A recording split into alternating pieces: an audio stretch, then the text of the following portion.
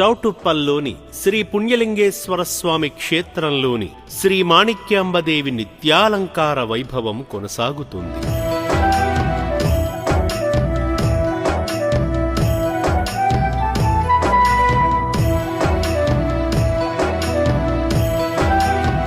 అలంకార క్రమంలో భాగంగా మంగళవారం నాడు అభయరూపిణి కాళీమాతగా కటాక్షించింది.